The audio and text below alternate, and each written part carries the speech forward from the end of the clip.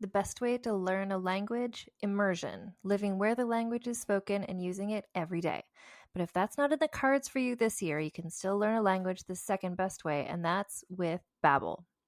Be a better you in 2024 with Babbel, the science-backed language learning app that actually works. Don't pay hundreds of dollars for private tutors or waste hours on apps that don't really help you speak the language. Babbel's quick 10-minute lessons are handcrafted by over 200 language experts to help you start speaking a new language in as little as 3 weeks. Babbel's designed by real people for real conversations.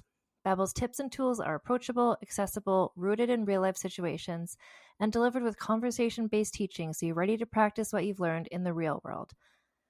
For instance, I've been using Babbel's convenient courses to help me learn basic conversational skills in German while I'm getting ready for a little trip I'm planning. It's not a language I'd ever studied before, but I find the lessons really easy and kind of like hand-holding me through learning a completely new language to me.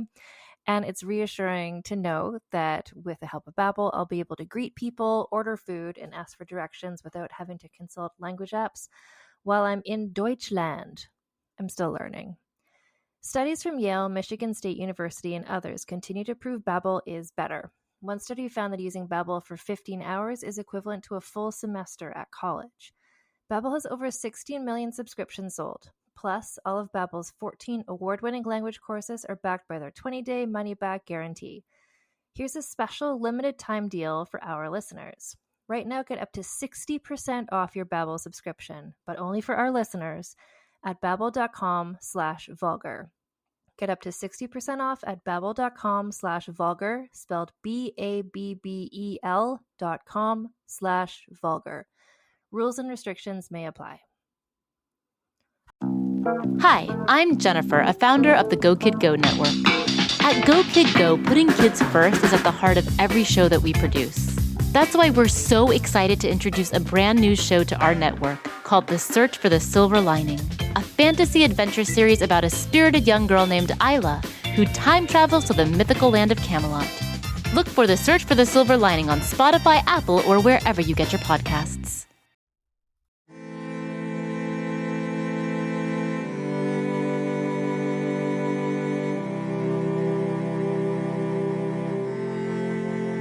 Hello, everyone, and welcome to Vulgar History, a feminist women's history comedy podcast. And Happy New Year! It's me, Anne Foster, and we are kicking off the new year with visiting, honestly, one of my favorite episodes of this podcast, or one of my favorite topics of discussion for this podcast. We're talking about Elizabeth Báthory, aka the Blood Countess. And I'm pretty sure I recount this in the episode itself, but I initially started researching her because my friend Melanie, shout out to Mel, was just like, oh yeah, she's this female serial killer. Melanie's a big true crime type person. And I was like, that sounds great. Like, cool. I'd love to talk about like a tits out female serial killer from oldie times. This is before tits out was a thing. But very rapidly, when I started reading about her, I was just like, this all feels kind of like not real evidence. This all kind of feels like, I don't think she killed 650 young virgins and bathed in their blood. This kind of sounds made up. And once I started thinking that, then I found it took a while to find sources that were sort of like, yeah, that is all made up. Because it's really, I think, appealing to people, like it was to me in the first place, to be like, oh, look at this person and her like crazy legend or whatever. But why I say this is one of my favorite subjects or topics of the podcast is because this has become a thing that I like to do with the podcast, is to take somebody where there's a common understanding of who they are and then kind of delve deeper to be like, but what actually is the story? Like, who wrote what about them and what was their motivation? And as we revealed several weeks ago, last month, I guess, when I had Shelley Puhak back on the podcast, she is working on a feminist sort of reinterrogation of all the charges against Elizabeth Báthory, going to all the sources and like who said what and when, and figuring out what did she actually do and what did people say she did and why did they say those things. And I can't wait for that book to come out. It's going to be called The Blood Countess. I think it might be coming out maybe later this year. I mean, rest assured, when this book exists, I will let you know, because I think that's like going to be a Vulgar History book club pick for sure. Anyway, so here is the newly re-edited, better to listen to, better audio quality version of the original episode about Elizabeth Báthory. I recorded in 2019, so take it away, little baby Anne. This is Anne Foster, and you are listening to Vulgar History. And this is really exciting. This is the 4th episode, and this is the first one that I've recorded since the podcast has been out there in the world. Not on iTunes yet, but, fingers crossed. It's in other places. People have been listening. I'm waving at you. The listeners, the people who are there on day one. I also, thanks to the generosity of my gorgeous patrons on Patreon, I bought a pop filter for my microphone. So hopefully the sound will be a bit more professional sounding. There won't be, my S's won't be so snaky, or my P's won't pop quite as much, or I'm not sure what this does, but it's super cute. I'll put a picture of it on Instagram. It's got a little dog face on it. Anyway, also from having recorded and edited the first 3 episodes, I realized how much I smack my lips. So I'm going to try and be mindful and not do that quite so much, because this is not an ASMR podcast. This is Vulgar History, the feminist women's history comedy podcast hosted by me, Anne Foster. And this week we're getting into the first, so we've done some British women, we've done a French woman, and today we're doing a Hungarian woman. Renaissance Hungary is not a time or place that I knew lots about to begin with, which is why it's been a while for me to read up on this and figure out what is going on, just to sort of understand the time and the place, because this podcast and this episode of this podcast is really about looking at this woman, what her life was like, not so much getting into the minutiae of the wars that were being fought around her, because she wasn't fighting in the wars, but they had a profound effect on her life. The woman we are looking at today is a woman who we all, if you've heard of her, you've heard of her under her anglicized name, which is Elizabeth Báthory. Her name in Hungarian was Elizabeth Báthory, but as she's famous as Elizabeth Báthory, and since I'm talking in English, I'm going to refer to her as Elizabeth Báthory, because part of what this episode is doing, and I also just posted an essay about her on my website at annfosterwriter.com as well, is just to try and do my little part to expand the conversation about this woman. Because when you look up information about Elizabeth Báthory, especially in the English version of the name, you just get a lot of information about the mythology of her as the prolific female serial killer, etc. And what I want to do in this episode is to sort of break down where that myth came from, who she actually was, what actually happened with her in her life. And that is what we're going to do today at the end of the episode. Like at the end of every other episode, we're going to break down her story onto our scale to see where she scores.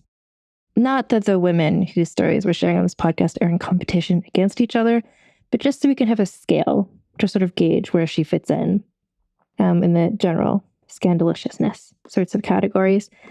So in researching this, I was reading a bunch and I listened to a bunch of other podcasts about Elizabeth Báthory, and more so than other things I've researched. And just because I think there's so much more in existence about Elizabeth Báthory, it's trickier to look back and find what everybody's sources are that they're using. Because when you're telling her story like a folktale, then you don't really need a source.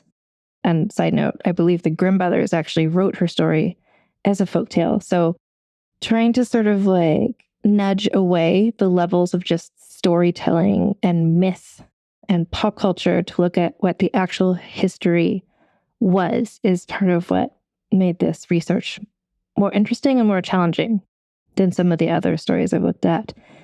So, Elizabeth Báthory, Hungarian name, Elizabeth Báthory, was born in Hungary in 1560.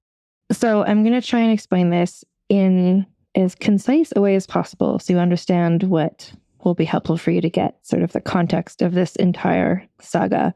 So, and I've been reading about the history of Hungary, and it's super interesting, and I recommend reading about it because it's all really interesting.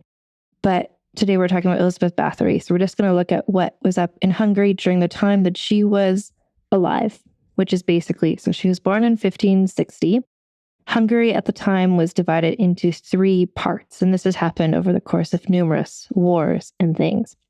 So the northwest part was kind of royal Hungary, the Kingdom of Hungary, and it was ruled over by the royal family who are the Habsburgs, who are a family of, they're always involved when you're looking at the history of like Hungary, the Austro-Hungarian Empire, the Holy Roman Empire. They went over, they intermarried with the Spanish royals, but like there's just Habsburgs are all over the place. Were we to make some sort of bingo card for this podcast, I think they would be the center square, because basically every story that I'm going to look at, I just keep, not on purpose, I just keep finding Habsburg's connections. So basically, they were this super powerful, rich royal family, and they were ruling the one part of Hungary, the northwest part, royal Hungary. And this is where Elizabeth Báthory was from, that part. So her family, the Bathorys, were a noble Hungarian family. The middle part of Hungary was overseen by the Ottoman Empire. So this was sort of Turkish people were there.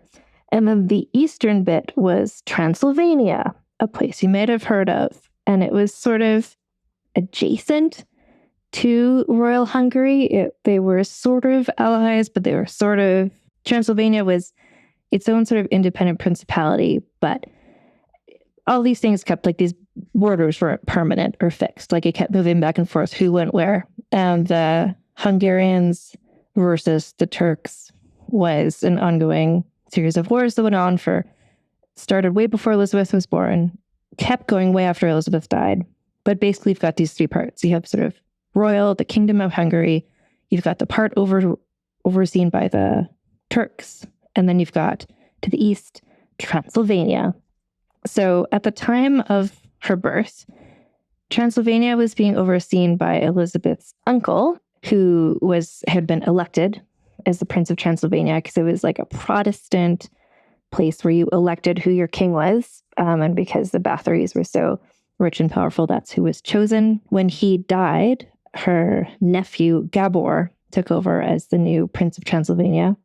So just as a side note, the Bathory family itself traces their name, which is a Hungarian word, basically, that means good hero, back to a medieval knight named Vitus, who is said to have fought a dragon and saved a village of grateful villagers. And because they were so happy that he'd saved them from the dragon, they gave him the honorary name Bathory as their good hero. And that's why the Bathory family crest is sort of a dragon that's eating its own tail in honor of him. So basically, this is like a hugely respected, super wealthy, super powerful family in Hungary. Everything's great. And Elizabeth Báthory was born in 1560. So just to have everything in context for what else is happening in other history with which you might be familiar. So in 1560, that was 2 years after Queen Elizabeth I had taken over as queen in England. Over in France, Charles IX had just taken over as king after the death of his brother Francis, who had been Mary Queen of Scots' first husband. Over in Spain, the king was Philip II, who was the widower of Elizabeth I's sister, Mary I. So basically, the Renaissance was happening, and women were in power in a way that they hadn't been historically much before in terms of Europe. So in that sense, for Elizabeth Báthory to be born at this time was pretty lucky for her, because it was a time when noble women were expected to become educated in the sorts of things they'd been taught before, which was like household management and sewing and dancing and singing, but also in math and languages. And so she got a super amazing, very well-rounded education, including the fact that she became fluent in 4 different languages. So she was smarter than most other people around her, not just other women, but everybody, basically. So this was another thing that sort of separated people of her class from the lower class people who were the serfs of the time. So this is a sort of situation where the people who were super rich were like so amazingly rich, and the people who were poor were like living in the dirt, basically. And it was a really strict and structured sort of class system. And one of the things that differentiated the rich from the poor was the fact that people like Elizabeth were well educated and had this more well-rounded view of the world and how things worked. And also, again, just as more sort of like backgroundy stuff, just bear in mind that recently-ish, the serfs had been part of these military campaigns that gone off. They'd been soldiers, they'd fought in wars on behalf of the noblemen, and then they came back, and so they were all kind of armed and had a lot of strong feelings and sort of were feeling powerful, and so they had revolted a bit, and the upper classes had to sort of beat them back down. I mean, they didn't have to, but that is what happened to retain this social order. What happened is that the rich people felt they needed to brutally torture and murder the peasants. So they did. And that basically quelled that. So everything was back to sort of this sort of uncomfortable status quo while still everybody was at war constantly all the time. But it meant that the wealthy, rich people were, in terms of being landowners and in terms of being the bosses of servants, they were all, by necessity, to maintain their position in society, they were all really ruthless and really strict about things. And there was no wiggle room for people to break rules at all. Because if they did, it seemed like chaos and revolution could break out at any moment. Not to say that happening would have been a bad thing, but we're looking at Elizabeth's life, what she was dealing with. So effectively, everybody who she was surrounded by, all the wealthy people, were constantly doing everything they could to keep the poorer people from revolting against them. So she was trained and she saw the importance of doing this. And I just want to point out, for not, I'm sure, the first time or the only time in this podcast, that just like everybody in this story is terrible in all different ways. And when everybody is terrible, the only way to survive and to thrive is for you to also be terrible. Like, you could run into a situation like this and be like, present moral arguments and explain the common good and stuff. And then you would probably just have your head cut off or something. There wasn't really room or space for that. It was just kind of like a survival of the fittest scenario. And Elizabeth was coming into it with a huge advantage, being super rich and wealthy and educated. So she kind of saw what her family was doing. She saw how they acted, and she saw how they seemingly needed to act in order to do well in a world that was like this world they were living in. So she was the only child of her parents. And so it was especially important that she get married to somebody that would be like a good alliance for the Bathory family in terms of alliances with other super rich, powerful families. So when she was about 11 years old, she was betrothed to a man named Lord Ferenc Nadasti, who was 15 years old, so just 4 years older than her. To me, in general, I just always feel better about an arranged marriage when people are within 5 years age of each other, even 10 years age of each other. There's just so many situations where someone's 12 and they're betrothed to a man who's 75 or whatever, and I'm just like, come on, I'm not putting myself in the shoes of that young girl. I'm happy when it's somebody her own age-ish, because I just feel like there's more hope for them to maybe get along as people. So they were betrothed at age 11, which is not weird, totally normal in this situation. And then they didn't get married for another 4 years. So she was, I think, 15 when they got married, making him about 18. So her husband, Ferenc, his father was the Palatine of Hungary, which is basically a role that I need to explain to you because this is going to become important in the story later on. So the Kingdom of Hungary, this one part of Hungary, was ruled over by these Habsburg kings. But because they were busy and had a lot of stuff to do, they would elect someone called the Palatine, who is sort of like the governor, I guess. It's somebody who would oversee the day-to-day stuff, like go out and meet with the people and try to resolve problems so the king didn't have to bother himself dealing with all of that. So Ferenc's father was that role, which was basically like second most powerful role in Hungary to the king. So basically, Elizabeth's husband was coming from a super rich and powerful family. She was from a super rich and powerful family. And when they got together, it just made this huge union of two massive families. So Ferenc himself seems like he was educated at least as much as Elizabeth was, maybe even more. He had both of them, because school wasn't a thing, a place you went, but you learned stuff by sort of being sent to another rich person's home and having tutors and sort of like apprentice mentoring, watching other people doing the stuff that you needed to know. So both Ferenc and Elizabeth had learned a lot through this way. When they grew up, they took in young people to do the same thing with them. But Ferenc, when he was 17 years old, he was, this wasn't like a beauty pageant or whatever, but somebody wrote in the letter that he was the most promising young nobleman at the court. So great things are expected of him. So it's not just that Elizabeth and Ferenc were of similar ages and the same class, but they would have a lot to talk about because they were both similarly well educated. They could talk about all the books they read, etc. So way later on, after a whole bunch of stuff has happened I haven't told you about, there were rumors that during this betrothal period, when Elizabeth was somewhere between aged 11 and 15, she secretly had an affair with somebody and secretly had a love child, and that her family covered that all up. And that's just like not likely, but it sort of became part of the romantic myth of her later on. Anything is possible, but also this just seems like probably not something that would have happened. And there's no records of it happening contemporaneously, only later on people writing weird made-up biographies of her. So when Elizabeth and Ferenc were married on May 8th, 1575, she was 15 and he was 20 years old. So it was a massive affair.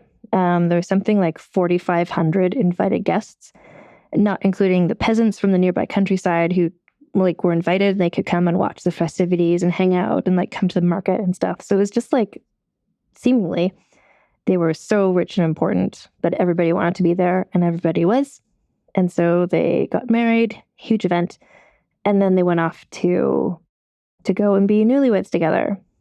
And one of the main reasons why two families would marry off like this is so that they could have a child, and that child would sort of like be a living embodiment of those two families being united.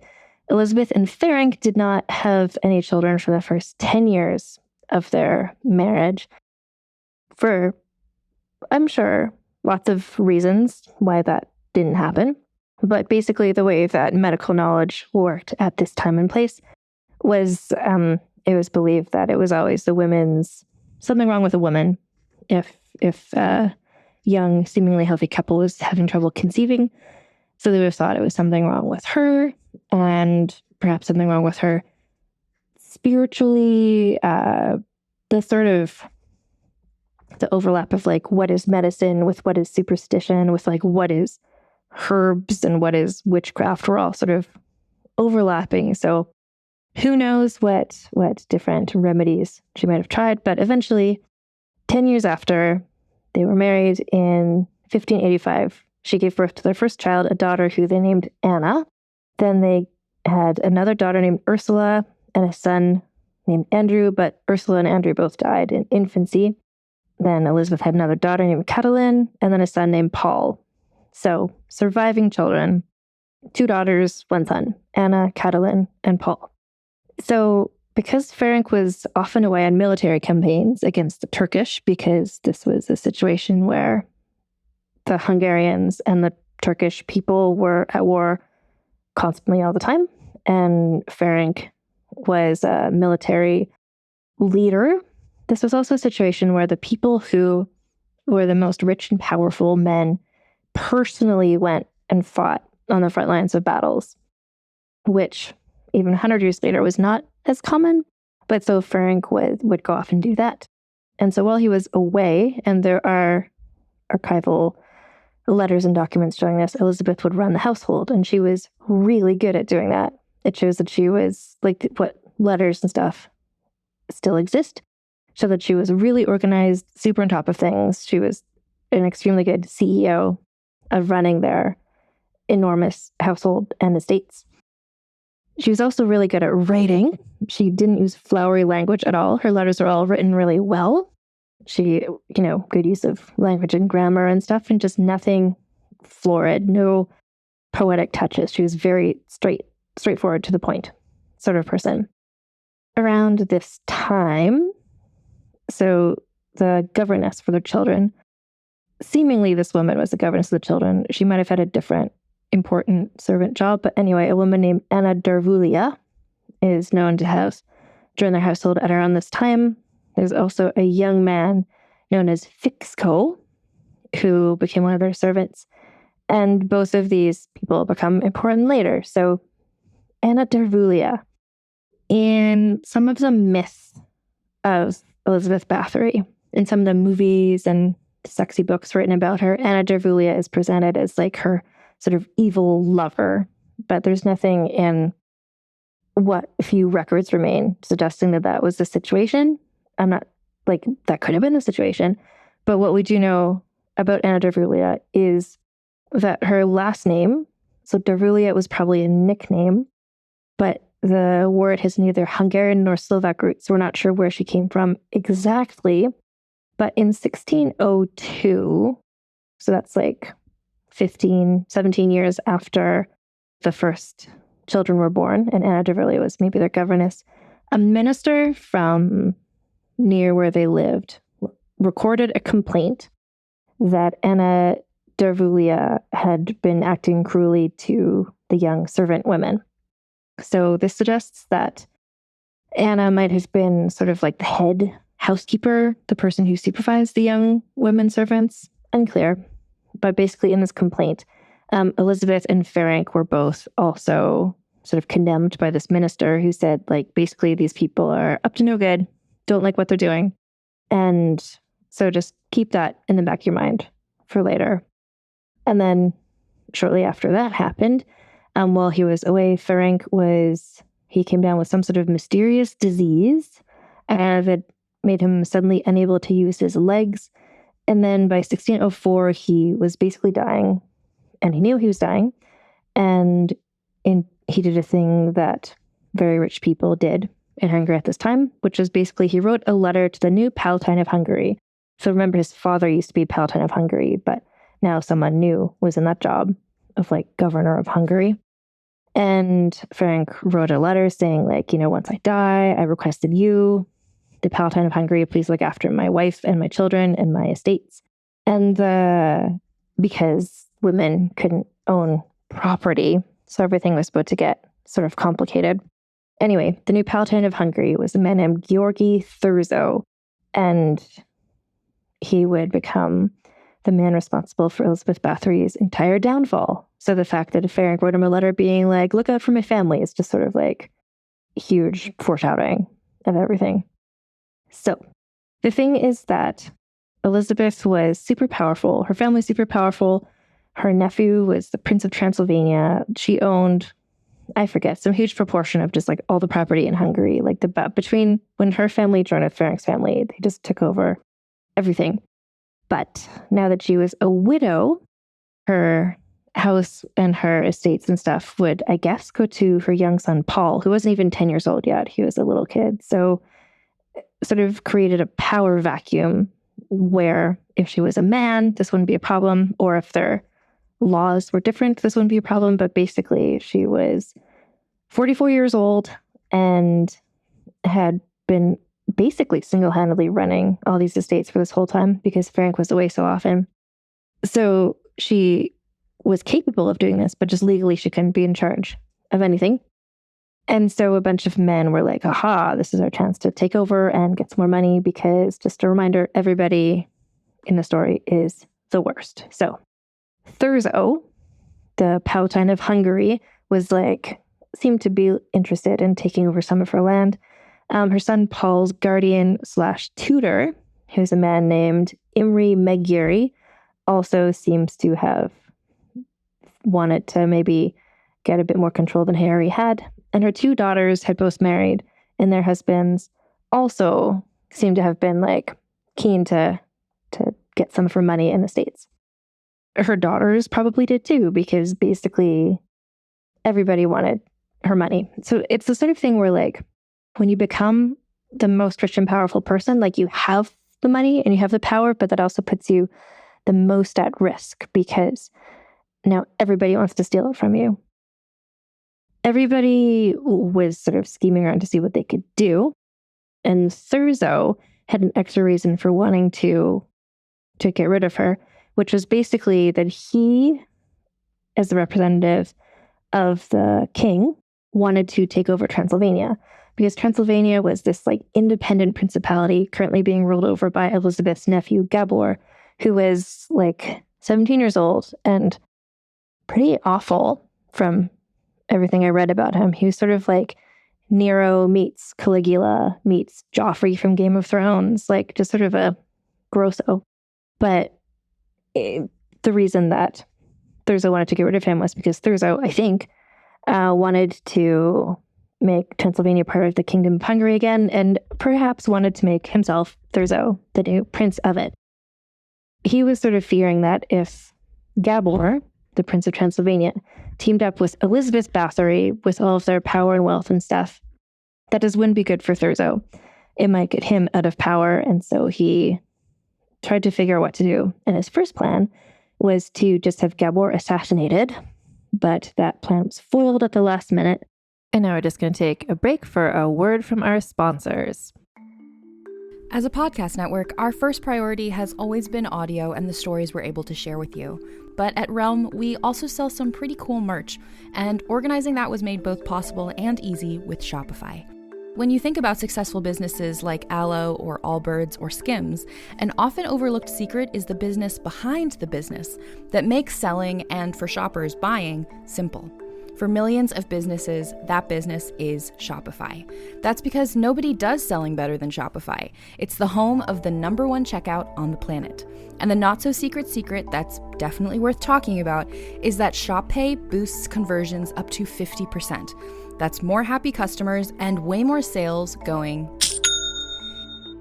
If you're hoping to grow your business, your commerce platform better be ready to sell wherever your customers are scrolling or strolling, on the web, in your store, in their feed, and everywhere in between. Businesses that sell more sell on Shopify.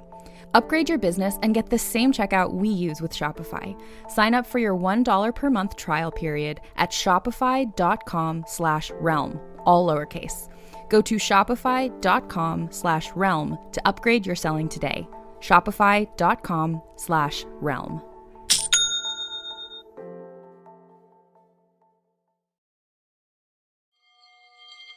Ah, the web tour. Those that both creators and were created by the threads disentangled from the fringes to feast on the very thing that spawned them. What's that, Silly? This is how you deal with weird! No! Do not harm my children! Oh, you lost a feather. Can I keep it? No, you can't force me to! Do you know what lies within nothing? Rocket is in trouble, Akasa. Can we turn on the windshield remotely? No, she could lose her job as an Akasar. I don't fear Vehar. No, but you fear me. If you intend to trick me, I will not hesitate to sever the oath bond entirely. Why didn't you help me? Coward! I don't have a parachute! I don't like free falling! Counterbalance, a high fantasy audio drama. Season 2, coming 15th of October 2023. Learn more on trilunas.com. People often look at me with confusion when I ask them what their only one in the room story is. They think it has to be like mine, where I went to a 600-person event and discovered that I was the only Black person there. I know. Horrifying, right? Hi, I'm Laura Cathcart-Robbins, and I am the host and creator of the podcast Only One in the Room. Every week, my co-host Scott Slaughter and I invite you to join us for an hour and lose yourself in someone's only one story. This podcast is for anyone who's ever felt alone in a room full of people, which is to say that this podcast is for everyone. I'm Brennan Storr. I'm Paul Bestall. We're the Ghost Story Guys. And every 2 weeks, we explore first-person stories of encounters with the paranormal from all around the world. Then we have some fun reacting to those stories. We like to say our goal is to scare the hell out of you, then make you laugh. Belief in the paranormal is not required. All you need is a love of great storytelling and curiosity about the world around you. Come find the Ghost Story Guys on Apple Podcasts, Spotify, and everywhere else fine podcasts live, or at ghoststoryguys.com. And we're back. And so then he moved on to plan B, which was basically to destroy the Bathory family reputation, which is what he started to do next. So a couple of just things to point out. First of all, is that in 17th century royal Hungary, if you weren't a noble person, you basically didn't have any rights at all. Like, if people killed someone's servant, that was seen as not as bad a crime as killing someone's cow. Like, killing serfs was sort of not a crime, which is something that happened in a lot of cultures and a lot of societies all over the place. But I'm bringing it up because what is going to happen, spoiler for fairly well-known history, is that Elizabeth is going to be accused of mass murder, serial killing hundreds of peasant girls. And so I just want to point out at this point that basically, even if she did do that, which she might have done that wasn't a crime at the time. So Thurzo basically, I think, was trying to figure out things to do to get rid of Elizabeth to make her have less power. And he would have come across this thing that the minister wrote, saying that the fact that household was treating their servants especially cruelly. And there was sort of word on the street that maybe that house was, that some of the female servants were being mistreated there. And I mean, side note, servant women were being mistreated everywhere, but potentially they're being mistreated more than the usual amount in this house. But again, that's not against the law. So Thurzo is not the sort of person to be like morally outraged by that. He's not someone who's like, we need to change the laws so we can protect the serfs from being mistreated by their mistresses. He was just like, oh, this is a way I could get rid of Elizabeth Báthory. Amazing. Let's just see where this takes us. So I just want to clarify that, like, she might have killed a bunch of people. Thurzo went after her for allegedly having done that, but that wasn't because he thought that was a bad thing for her to have done. He was doing it because he thought it was a way that he could take over her house, basically. So he was sort of running around, like, casually, informally chatting with people in the nearby village, being like, so tell me about how Elizabeth Báthory is maybe, like, totally awful and mistreats her servants and the young women who are sent there to learn from her. And he started collecting sort of statements from people. The statements were mostly coerced, and they were mostly from people who were related to him or indebted to him in some way, or were people who were tortured. So they're not, everything they said could be true, but his methods put that into question. Elizabeth clearly seems to suspect what he was up to, because at one point, before she was even arrested, she went to a local authority with the mother of one of her servants who died while living with her to explain that the girl had been ill and had just died of natural causes. So that's super interesting in and of itself, because again, like, even if she had killed the servant, that wasn't a crime. So to like take the girl's mother into the authorities to be like, hey, guess what? Elizabeth Báthory didn't kill my daughter. It's just interesting because even if she had, the authorities would be like, who cares? So it seems like she kind of knew that these charges were maybe coming against her. And she thought of, well, here's this one person who died, so I'm going to make sure that they don't accuse me of killing this one person. And so the thing is that a lot of people were dying in and around this place at this time for lots of reasons, including the plague, dying in childbirth, lack of medical intervention, penicillin hadn't been invented, lots of things. So for someone running a huge estate like she had, every year probably some servants would die regardless. But Thurzo is trying to make it seem like there's something weird and suspicious about how many people were dying. So that being said, it does seem like some of the young women who were working in her house were treated really badly, which again, they probably were in other places too. But the fact that some people found it like a bit much or a bit weird would ultimately fall on Elizabeth because she was the owner, and all the servants worked for her. But it seems like it might have been her sort of higher up servants, people like Anna Darvulia, who maybe were really rough on the other servants. So did Elizabeth know how much they were doing? We don't know. Did Elizabeth instruct them to use these methods? We don't know. But again, it was sort of a brutal time and place where servants would have been treated really poorly anyway. So I'm just kind of trying to show all the sides here. It does seem like maybe something weird happened at least once in her house with regards to a young woman dying. Were 650 people murdered? We'll get to that, but I'm thinking no. So, but again, if servants are being killed, if people are being mistreated, like the minister wrote up a note and everyone was kind of like, big, who cares? But Thurzo was like, maybe there's something here. But still at the same time, like that wasn't something he could charge them with. So what he had to do was find a way to suggest that she had been responsible for killing someone who wasn't a servant, someone who was seen as a person.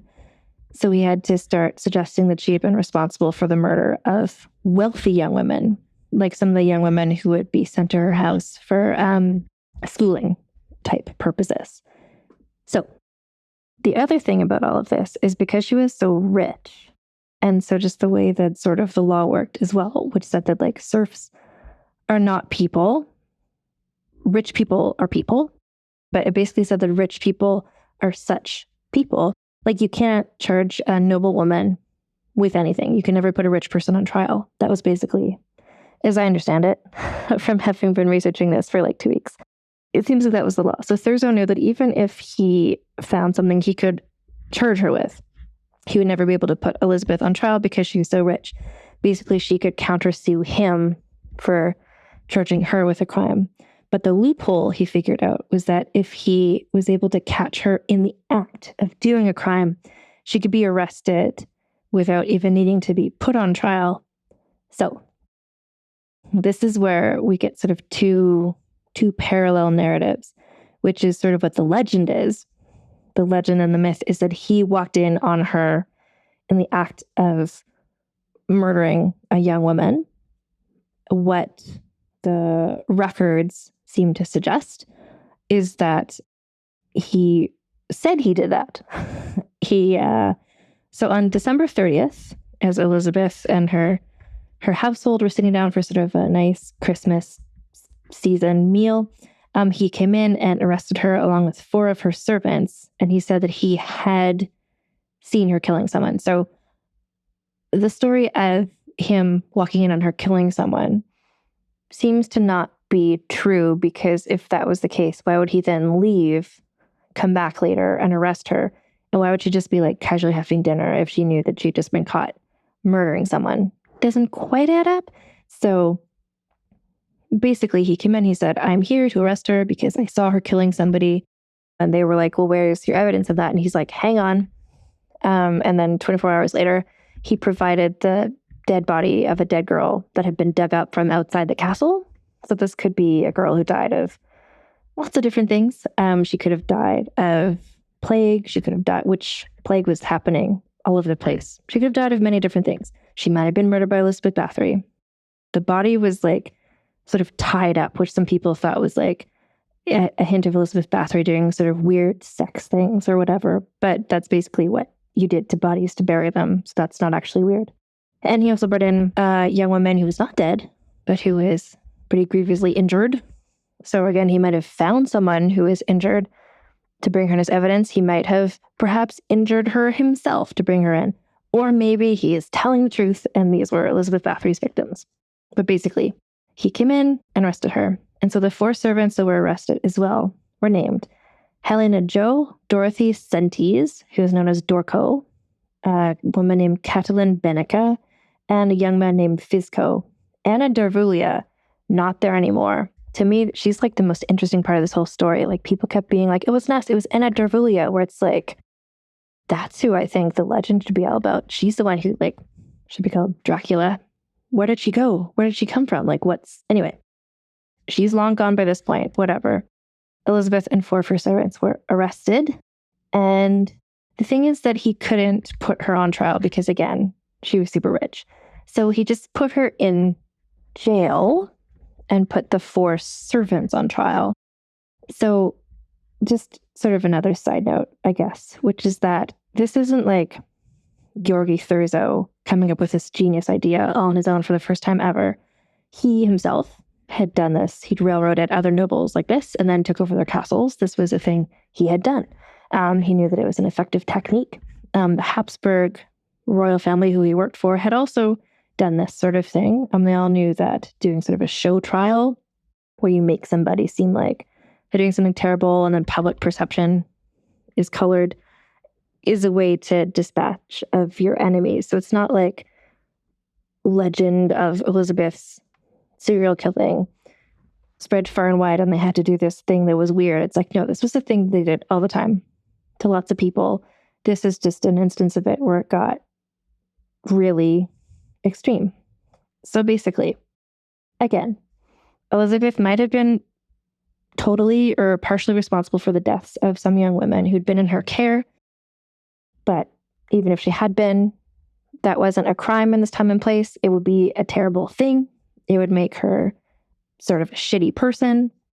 But that's not why Thurzo had arrested her, really. He just wanted to ruin her reputation. And saying that she had killed some servants wasn't enough to ruin her reputation because everyone would be like, big shrug, like, whatever. We all kill servants. We're like the noble, rich people of Renaissance Hungary.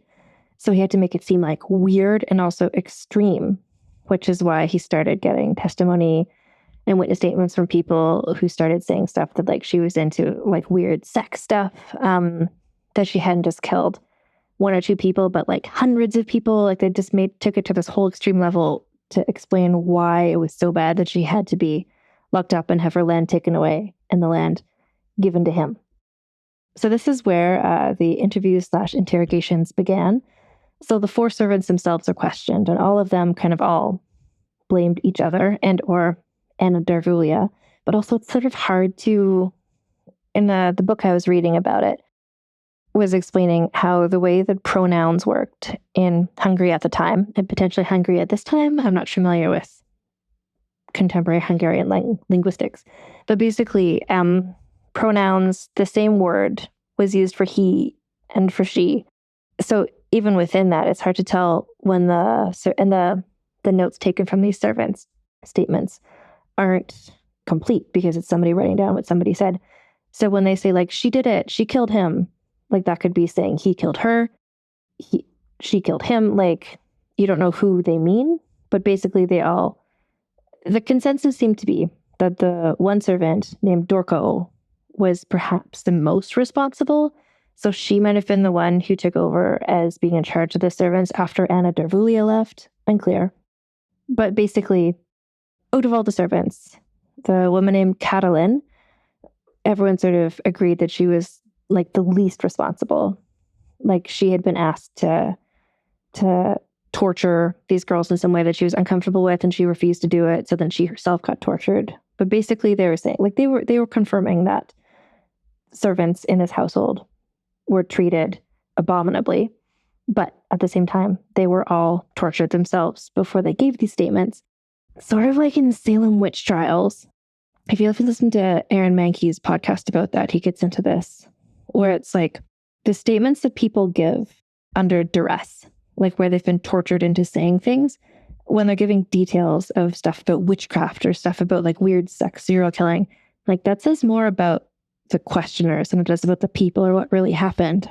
Like, all the weird messed up details are what's coming, I think, strongly suspect, that's just coming from the questioner's own imaginations, and they're putting the words into these people's minds rather than those people repeating those things necessarily. I mean, it's been proven numerous times between then and now, and even then, that torture, testimony that is provided from a torture situation is not always true.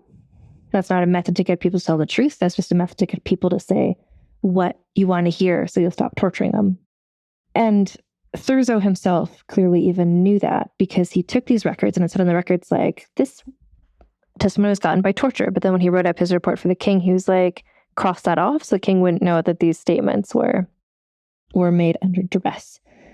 So at this point, so there's this trial is going on. All these witnesses are appearing. Elizabeth herself not appearing because she, as a noble person, wasn't allowed to appear, or like it would be unseemly for her to appear.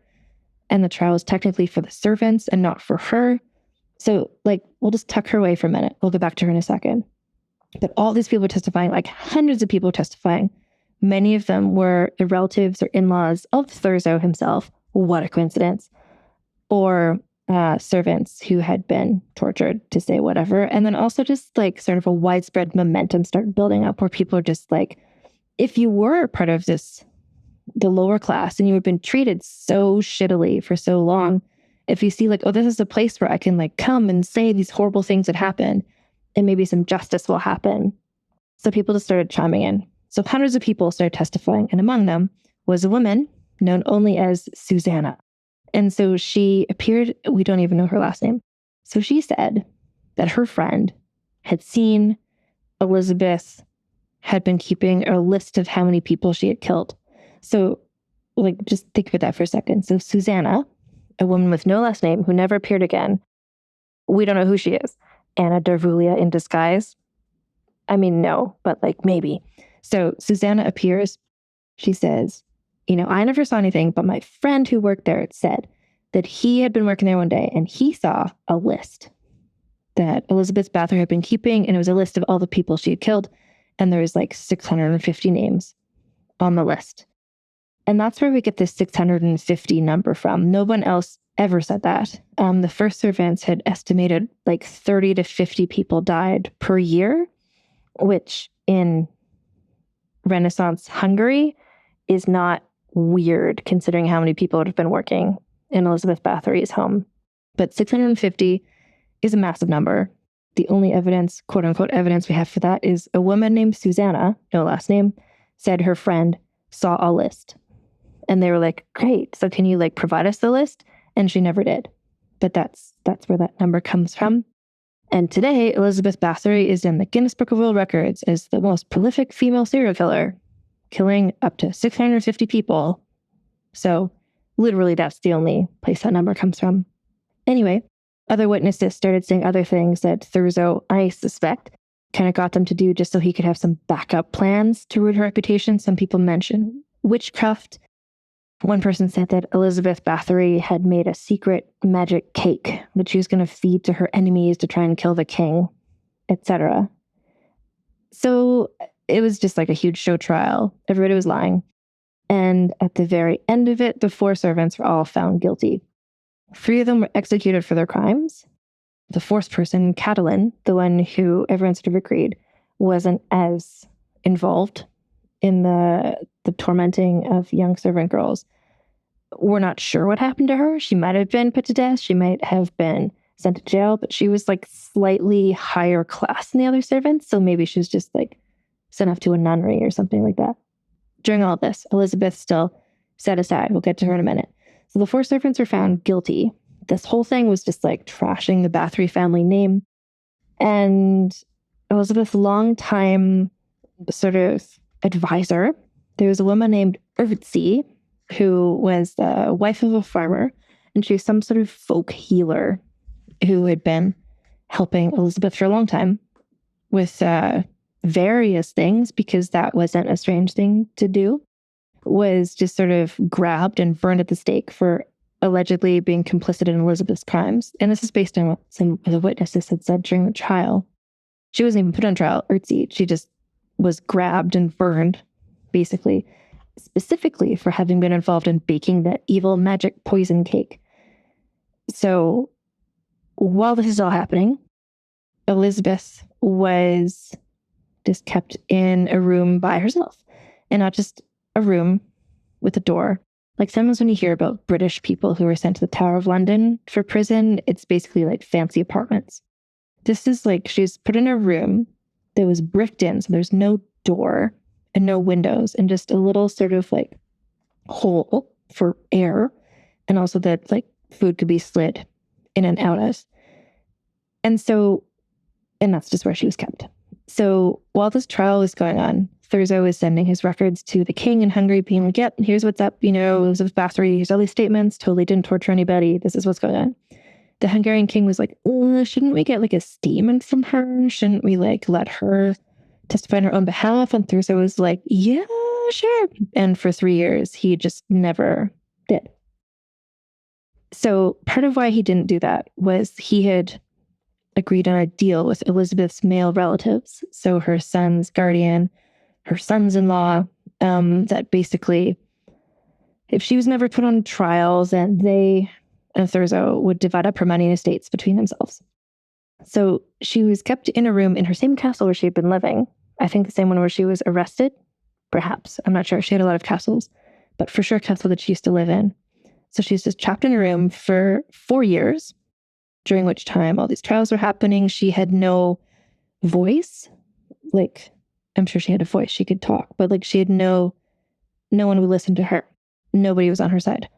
So she'd been so powerful, but then just suddenly not at all. And because she wasn't put on trial, she wasn't convicted of anything. She wasn't even charged with anything. Just the servants were. So it's like she was just put in jail, not put on trial, and they just kind of waited for her to die. And at one point, Thurzo's wife was given basically a citation by the authorities for being a horrible person, for going into Elizabeth's castle and taking her money and dresses or something. So like everybody in the story is terrible. Elizabeth might have been terrible also, but at this point, it's hard not to feel badly for her. So she was 54 years old when she died, bricked up in this room. They just found her body there. She had never been formally charged with anything. She had never been found guilty of anything. She'd just been hidden away in a little room, sort of not treated like a person for 4 years. 1 year before she died, her nephew Gabor, the Prince of Transylvania, had been murdered, perhaps by Thurzo or on Thurzo's instruction. But basically that paved the way for the Hungarian Empire to take over Transylvania. And with his death and Elizabeth's death, basically that marked the end of the Bathory family's power and influence in Eastern Europe. But the story doesn't end there, of course. More than 100 years later, a man named Laszlo Turotsky wrote sort of an unauthorized biography of Elizabeth Báthory, and he's the one who threw in the detail that she liked to bathe in the blood of young victims. So again, if we're like, oh, Elizabeth Báthory is so creepy, it's like, no, who's creepy is the people writing these stories. So like the whole thing about bathing in blood never came up once over the course of hundreds of victims during the actual trial. What did come up was bathing in ice, which a lot of people thought was weird, and which might have been just some sort of weird medical thing they were into. But anyway, bathing in blood, not mentioned at all until this one guy wrote a biography that included that. This is where we start getting stuff about her secret, illegitimate teenage baby as well. Then the myth started getting embellished even more, especially in the Victorian time period, where more people started writing about it. Because, Dracula and stuff became a popular story. Allegedly, Bram Stoker's... So the inspiration for Dracula itself was the Transylvanian soldier, Vlad Tepes, but he might have been also inspired by some of the folk stories about Elizabeth Báthory, which was basically, the story became that she was an older woman who was jealous of young women, and so she killed them and bathed in their blood to magically make herself look young or something. She's also, the blood aspect started making her become presented as maybe sort of a vampire. And as I noted before, she is still, as of the time I'm recording this, in the Guinness Book of World Records as the most prolific female serial killer, even though on their page on Guinness Book of World Records, it says she is alleged to have killed up to 650 people, which is like, is that what it takes to get the world record in something? Just like a random woman named Susanna with no last name says her friend saw a list of names that you think was a list of murder victims. Anyway, the castle where she died is in, so it's called Kachtis Castle. It's in modern-day Slovakia. The castle itself was abandoned in 1708, and it's basically ruins, but you can visit it in the city of Kachtis, where there's also a museum, and that's also where the church where Elizabeth's body was interred is housed. So I for sure want to shout out the book that I learned so much of this about, which is a biography by a man named Tony Thorne that is called Countess Dracula, The Life and Times of Elizabeth Báthory, the Blood Countess. He used a lot of original texts. A lot of the archival material is written in Hungarian and Slovakian to really look at Elizabeth's letters, to look at the witness testimony. He even got current lawyer to look over the case and testimony to think like, if you were the lawyer, would you have found her guilty, etc. There's so many things that are like Elizabeth Báthory, the Blood Countess, and they don't really delve into, but what was the actual story? Like, what's the actual history? And this biography absolutely does. And it's really well written, and I recommend it a lot. And now it's time to score Elizabeth Báthory on our scale. So the first category is scandaliciousness. And this is tricky because we're looking at her and who she was and what she might have actually done. But the scandal itself, like the fact that her legend is now that she was a lesbian vampire who sex murdered 650 virgins to bathe in their blood is pretty extremely scandalous. At the time, what the trial alleged was that she might have killed up to 650 people, also in like a weird sex crime sort of way. Did she actually do it? We don't know. But I'm going to give her a 9 out of 10 because the allegations are maximum scandalous, but the fact that she may not have actually done it is why I'm taking off one point to keep her from a 10. In terms of scheminess, this is tricky because if she was a serial killer of 650 people, you know what? Even if she was, that wouldn't have been a lot of scheminess, because if she was this super rich noble serial killing a bunch of servant girls, she wouldn't have had to have been schemy because nobody would have stopped her. So, and the fact that she was caught would mean that she wasn't schemy. She was really capable. She was good at running the household. I don't know, but Thurzo truly out-schemed her whole family. I'm going to give her a 3 for scheminess, I think, because she did a good job running the household, which might have included some scheminess. The fact that she went to the authorities at that one point to be like, hey, guess what? I didn't kill this person. The fact that she lasted as long as she did, surrounded by entirely horrible people, means she would have a certain innate level of scheminess, but both her alleged crimes and what she might have actually done, neither of which involved a very high level of scheminess. Her significance. This is where I think she's going to rack up some points because she's super famous. Well, she isn't herself, but the legend of her, the whole story of her, there's like countless like death metal bands and songs and books and movies. People remember her in a way that they don't anyone else, any of the other women that we've done thus far in the show. Like her significance to like world history. She wasn't a queen. She didn't affect things in that way, but I'm going to give her 7 for significance because I think her legend is significance, even if she herself didn't affect the events of world history personally. The last one is the sexism bonus, and I am giving her a goddamn 10 in this because if she had been a man, none of this shit would have happened to her. She could have serial killed 5,000 young servant girls and nobody would have batted an eye or cared. But because she was a woman, when her husband died, she became vulnerable. And that's why basically everybody in her whole life turned on her. So that gives her a huge total. See, 19, 29. That gives her a score of 29, which is the highest score of anybody that we've done so far. So yeah, this is such a tricky thing to talk about, and I hope I've done it as respectfully as possible. The whole thing is just when I started reading about her, something just didn't seem right when I was reading about, like, yeah, she was this noble woman and she killed all these people and she bathed in her blood. And it's like, okay, well, then why didn't anyone ever find any bodies?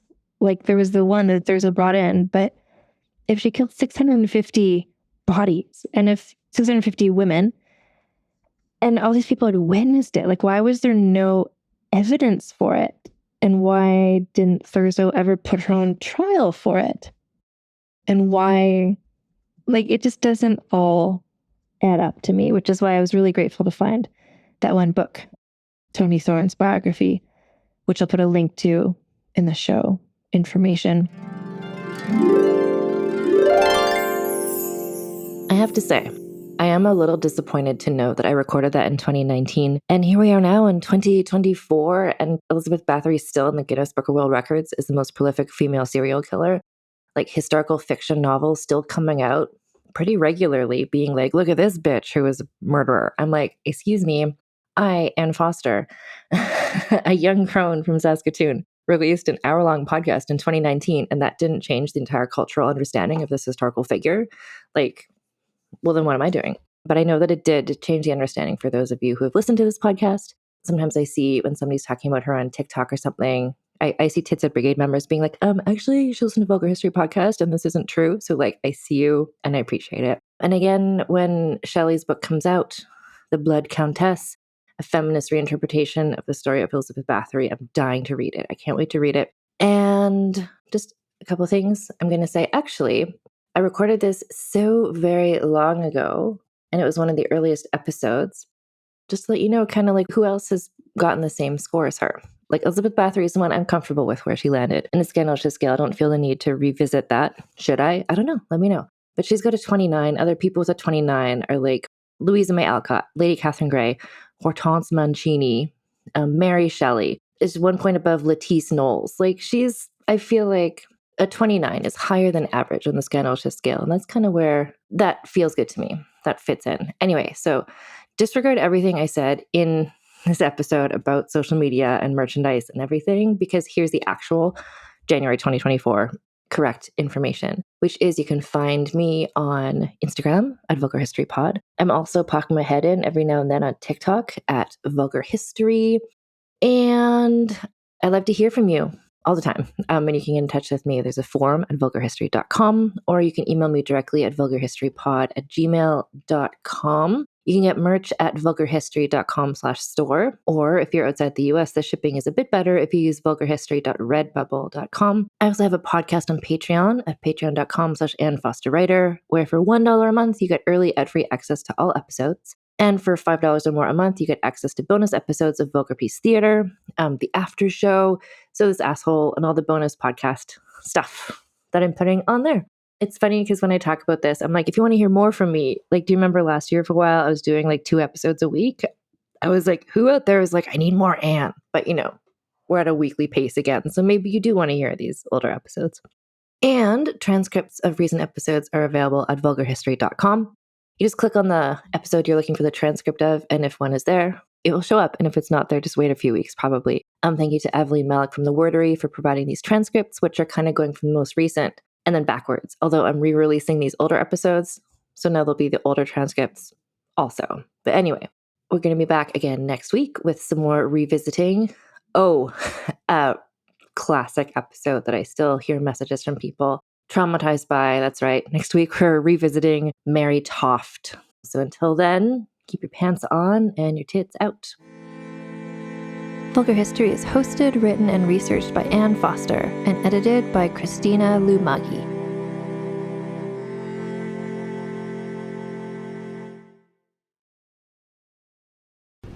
Talmor, Sheshin Murachi. Talmor is my home.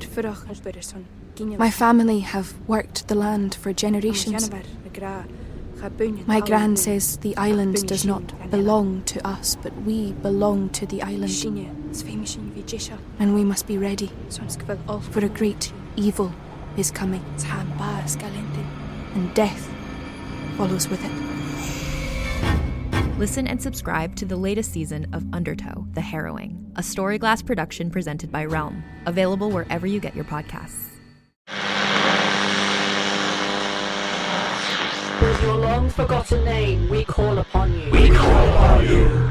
In the words of the unspeakable language, we call upon you. We call upon you. By the spilt blood of the wicked, who walk upon this world sprouting the words of false idols, we call upon you. We call upon you. On the land of the dead harvest, that which brings the earth itself into your service, Yamal, we call upon you. We call upon you. We call upon you. We call upon you.